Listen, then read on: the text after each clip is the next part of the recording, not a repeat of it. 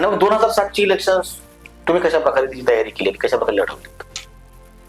मी 2002 पासून जी माहिती तयार चालू केली की लोकांच्या मिसळ लोकांची कामं करणे काय समज असेल ते कारण त्यामुळे मला आता ते माहिती झालं होतं की कशी इलेक्शन लढायची काय करायचे. आता लोकांची पण तेवढी मला भावकीची वगैरे सगळ्यांची साथ होती. लोकांनी पण लोकांतूनच होती की बाबा ताना तुम्ही उभे राहा, आम्ही तुमच्यासाठी काम करू 100%. त्यामुळे मी स्वतःच माझं पॅनल उभे केलं. मी आमच्या 5 नंबर वार्डमध्ये ओपन पुरुष एक, ओबीसी महिला आणि एसी पुरुष असं त्यावेळेस आरक्षण झालं होतं.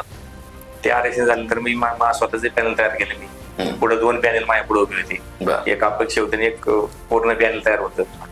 मग ती इलेक्शन आम्ही पावकी वगैरे सगळी संघट असल्यामुळे आम्हाला प्रचार वगैरे सगळे हे करून आम्ही सगळ्या लोकांनी साथ दिली. त्यावेळेस सुद्धा मला असं करायला लागलं की बाबा पुढे प्रस्थापित मोठे असल्यामुळे मला ज्यांची काही तर मी एसीचे जे उमेदवार घेतला होता त्याचा फॉर्म भरला आणि मी त्याला दुसरीकडे नेऊन ठेवला काय 2 दिवस. आणि तिथून मग पुढे आमचे खरे प्रभाग क्रमांक 5 मध्ये 3 उमेदवार तुम्हीच तयार केले आणि तुम्ही 3 जणांना उभं केलं.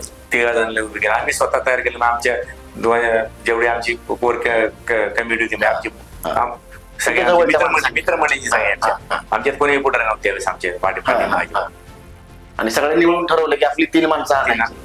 आणि काय निकाल काय लागला? त्यानंतर आम्ही ती समोर 2 पॅनल आम्ही ते तिरंगी लढत झाली त्यावेळेस.